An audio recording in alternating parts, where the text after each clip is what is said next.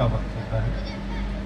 तो मैं बहुत ही संक्षेप में अपनी बात कहूँगा, क्योंकि प्रसाद जी पर हमारे जो मंच पर उपस्थित विद्वान वक्ता हैं उन्होंने बहुत गंभीरतापूर्ण बहस को, संवाद को यहाँ उपस्थित किया, उनके विचारों को उपस्थित किया। मैं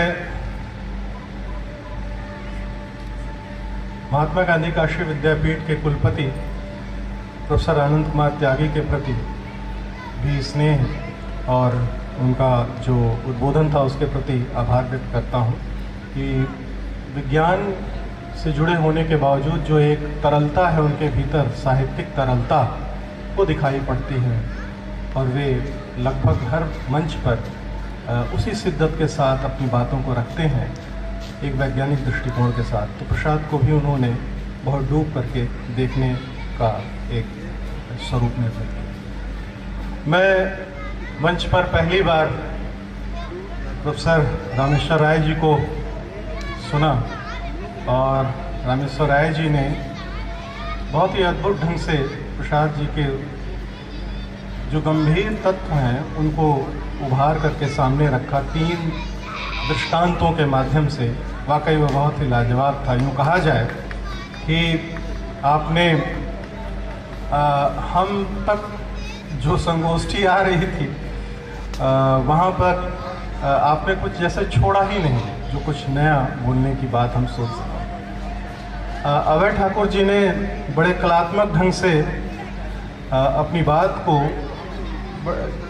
कहने को वो वित्त से जुड़े हुए हैं, लेकिन ये कहा जाए उनके लिए कि वित्त में भी वो तरलता को खोज लेते हैं और प्रसाद को बहुत अच्छे ढंग से आपने हमारे सामने रखा। तो कई बार ऐसा लगता है कि साहित्य पर साहित्य वालों से ही नहीं बल्कि अन्य विधाओं के जो मर्मज्ञ हैं उनको भी बुलाना चाहिए, ताकि साहित्य को देखने का जो एक दूसरा नज़रिया है, जो 360 डिग्री का हमारा जो एंगल होता है, तो इस नज़रिए से भी साहित्य को देखना और समझना चाहिए।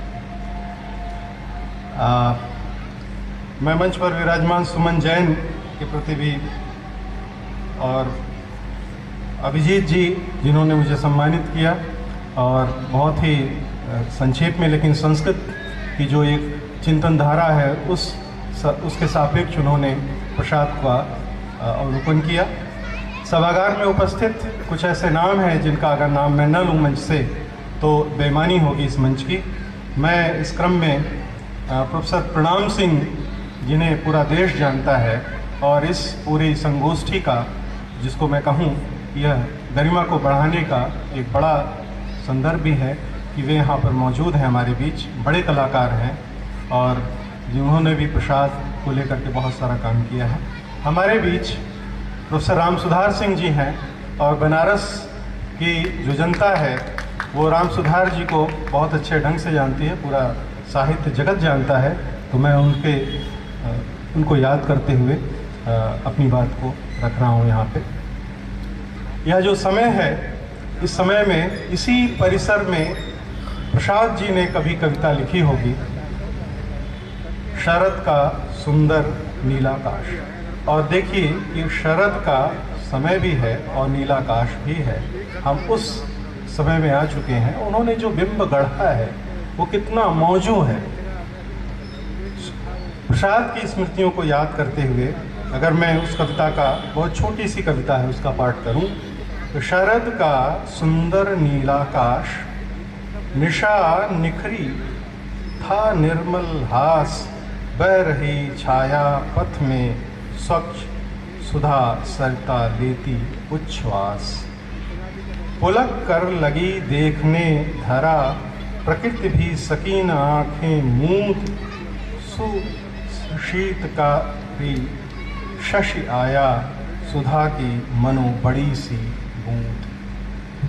मैं इस कविता को इसलिए भी यहाँ पर पाठ कर रहा हूँ ताकि हम यह जान सकें, या यूँ कहा जाए कि हम यह याद कर सकें कि प्रसाद का जो पूरा वांग्मय है, उस वांग्मय में हम जिस दृष्टिकोण से जो कुछ खोजने के लिए निकलते हैं हमें वहाँ मिल जाती है। चित्रकारी हो, कला की तमाम जो जिसको कहा जाए कि डिसिप्लिन है, वो डिसिप्लिन वहाँ पर मिल जाती है, चाहे वो मंच कला हो, चाहे वो साहित्य हो, चाहे सांगीतिक जो अभिव्यक्तियाँ हैं उन्हें भी अगर हम वहाँ ढूंढने जाएं तो मिल जाएगा।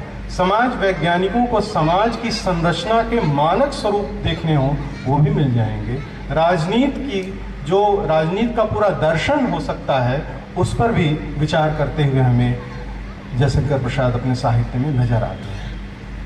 महत्वपूर्ण बात मैं जो सोचता हूँ कि महत्वपूर्ण यह नहीं है कि प्रसाद ने क्या रचा, इस पर अभय ठाकुर जी ने भी जोर दिया, मैं उनसे बिल्कुल इत्तेफाक रखता हूँ। और यही नहीं, राय साहब ने भी इस तथ्य की ओर इशारा किया, मैं उससे बिल्कुल इत्तेफाक रखता हूँ कि महत्वपूर्ण यह नहीं कि रचना अपनी रचना से तो वो कालजयी है ही, लेकिन हम उन्हें किस रूप में और कैसे अपने समय के साथ, यानी अपने टाइम और स्पेस में हम किसी रचनाकार को लेकर के कैसे आगे बढ़ते हैं, यानी हम उनके लिए कौन सा पाठ गढ़ते हैं, रचते हैं, ये बहुत मायने रखता है। बावजूद इसके कि जो हमारा वांग्मय है वह हमेशा एक लाइट हाउस की तरह हमारे सामने मौजूद रहता है। सवाल यह है कि हम उस लाइट हाउस से क्या प्राप्त करते हैं। तो यह संगोष्ठी भी इसी का एक, जिसको कहा जाए कि स्वरूप है। हम उस नए पाठ की ओर तलाश करें, जैसा कि राय साहब ने भी पाठ किया, अभय ठाकुर जी ने भी नाटकों के माध्यम से पाठ किया। मुझे लगता है कि जयशंकर प्रसाद को हमेशा हर रोज पढ़ना चाहिए, इन अर्थों में पढ़ना चाहिए कि वे अपने समय में जिस तरह से, आप देखिए कि जिस तरह से वे इतिहास का अन्वेषण कर रहे थे, सर्वेक्षण कर रहे थे। पूरा जो उनका नाटक है, जो उनकी पूरी की पूरी जो काव्य यात्रा है, आप गौर से देखिए तो वे मेटा हिस्ट्री की बात कर रहे हैं। यानी जो हम सब जानते हैं कि दुनिया में जो इतिहास लिखा गया, जो हिस्टोग्राफी जो रची गई, वो खास करके ब्रिटिश कॉलोनी के पीरियड में ही रचा गया और उसके अपने कुछ मायने हैं। और आप गौर से देखिए कि एक तरह से उस पूरी हिस्टोग्राफी को वे कहीं ना कहीं प्रश्नांकित करते हुए भी चलते हैं कि इतिहास को देखने लिखने का एक दूसरा नज़रिया भी है, सरोकार भी है। वे मेटा हिस्ट्री की बात करते हैं जब वे कहते हैं कि मनु को वे इतिहास मानते हैं। जैसे कि हम सभी लोग जानते हैं कि प्रसाद जी का जो पूरा अध्ययन था, वो अध्ययन जो हमारी शास्त्र की पूरी परंपरा है उससे जुड़ा हुआ था। वे उस शास्त्र की पूरी परंपरा को शिद्दत से स्वीकार करते थे और इतिहास सम्मत खड़ा करते थे उन चीज़ों को, चाहे वो मनु हो या फिर जो आप गौर से देखिए कि जो हमारी इतिहास की यात्रा के जय योद्धा हैं, उनको लेकर के उन्होंने पूरे नाटक लिखे, चाहे वो स्कंदगुप्त हो, चाहे चंद्रगुप्त हो, या फिर द्रुसाम्नी हो, जिनकी हम खूब चर्चा करते हैं। सवाल यह उठता है कि इतिहास क्या मृत होता है या उसमें स्पंदन होता है? वे उसी स्पंदन को तलाशते हैं। और इस अर्थ में देखें तो प्रसाद के नाटकों में जो नाटक की कथा वस्तु है, वस्तु नेता और रस की जो हम बात करते हैं, उससे कहीं ज़्यादा महत्वपूर्ण मैं मानता हूँ कि उन्होंने जो अपने नाटकों के आमुख लिखे हैं, दरअसल वे इतिहास को चुनौती देते हुए वहाँ खड़े होते हैं। आप किसी भी नाटक के आमुख को उठा करके देखिए कि तो वे इतिहास के किन स्रोतों को लेकर के चलते हैं और वो बताते हैं कि इतिहास के उन गवाक्षों को जहाँ पर दीप नहीं प्रज्वलित हुए हैं, उन गवाक्षों को प्रज्वलित करते हैं अपने नाटकों के माध्यम से। मनुष्य के उत्पत्ति और उसके विकास की पूरी जो संरचना है, स्ट्रक्चर को अगर हम संरचना की बात करें तो एक खास तरह के संरचनावाद की ओर भी वे इशारा करते हैं। कामायनी सिर्फ और सिर्फ एक कथा नहीं, बल्कि एक तरह से देखा जाए तो प्रसाद एक खास तरह का संरचनावाद विकसित कर रहे थे। इस पर भी हमें काम करना चाहिए, इस दृष्टिकोण से भी काम करना चाहिए। और मजे की बात यह कि सबसे ज़्यादा प्रसाद की जिस रचना पर खूब लिखा गया वह रचना कामायनी है। और हम जानते हैं कि कामायनी के कई पाठ में, मुक्तिबोध से पहले कामायनी का इतना पाठ है, लेकिन मुक्तिबोध आते हैं तो मुक्तिबोध उस पाठ को बदलते हैं अपने टाइम और स्पेस के माध्यम से। अकादमिक दुनिया में सबसे ज़्यादा पढ़ी जाने वाली जो रचना है वो कामायनी है। और मुझे लगता है कि कामायनी को हमेशा, हर बार हम जब पढ़ते हैं तो हमें वहाँ कुछ नए तथ्य नज़र आते हैं। तो कामायनी के संदर्भ में भी अगर हम देखें तो मनुष्यता का जो पूरा का पूरा संदर्भ है वह उभर करके सामने आता है। उसमें जो जन पीड़ा है वह भी सामने आती है। और जो उनके नाटक हैं, उन नाटकों को पढ़ें तो जन पक्षधरता का जो एक पूरा सरोकार है वो उनके नाटकों में बिखरा हुआ हमें दिखाई पड़ता है। मैं बहुत ही संक्षेप में अपनी बात कहना चाहूँगा। मैं यहाँ पर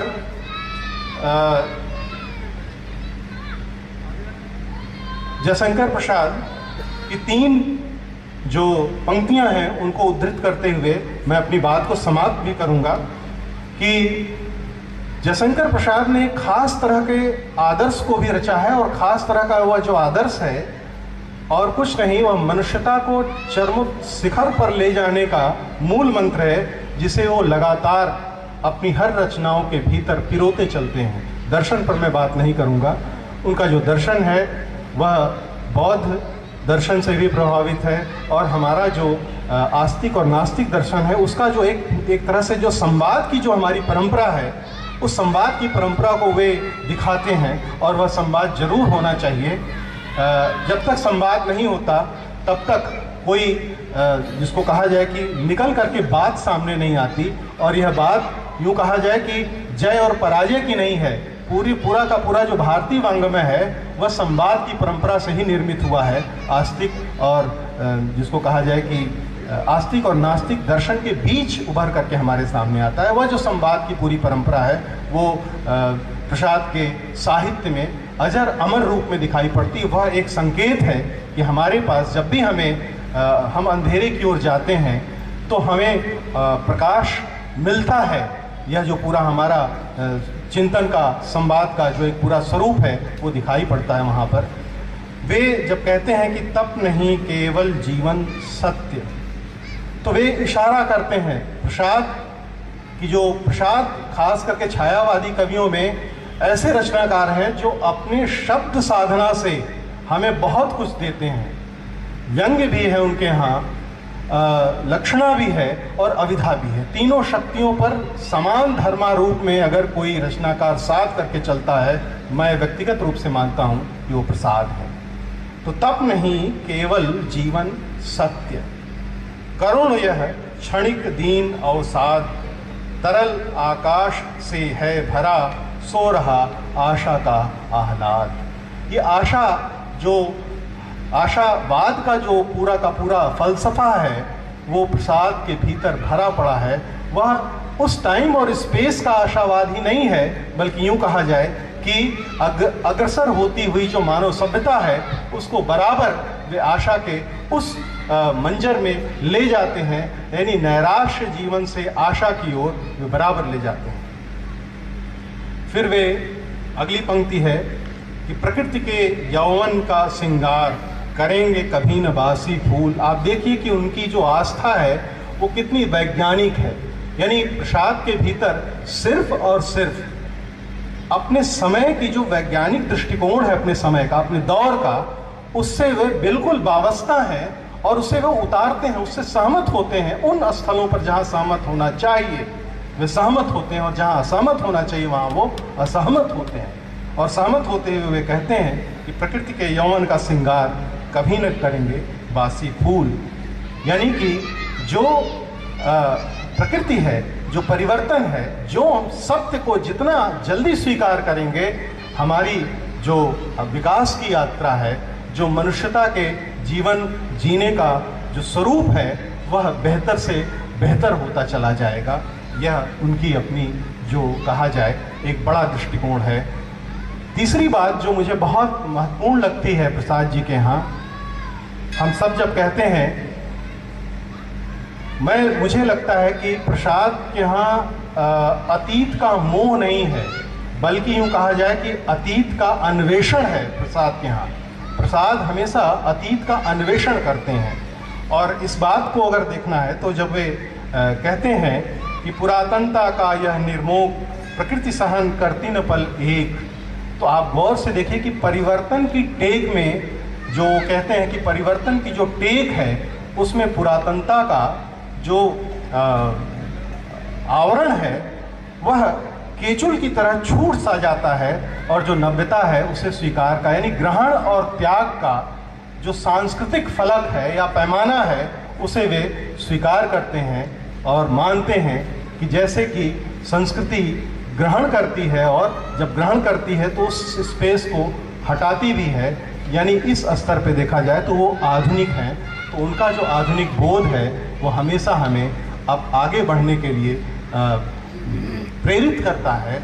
इन तमाम संदर्भों को अगर हम इस तरह के और तमाम संदर्भों को ढूंढें वहाँ, तो हमें प्रसाद जी एक बहुत ही आधुनिक सरोकार को लिए हुए एक दार्शनिक के रूप में, एक कलाकार के रूप में, एक भाषाविद के रूप में, एक साहित्यकार के रूप में, एक समाज शास्त्री के रूप में और एक इतिहासकार के रूप में, और साथ साथ कहें तो राजनीति साहित्य का, राजनीति का जो एक पूरा दर्शन है उसका भी संधान करते हुए दिखाई देते हैं। यानी प्रसाद एक साथ अपनी रचनाओं में जो मानविकी के, जो समाज विज्ञान के, जो विज्ञान के तमाम दर्शन हैं, जो फलक हैं, उन सब पर एक साथ जूझ रहे थे, लिख रहे थे, और वो चाहते थे कि भारत की जो संकल्पना है, जो भारतीय अस्मिता है, जो भारतीय स्वत्व है, वह किस तरह से आगे बढ़े और वह क्या आकार ले।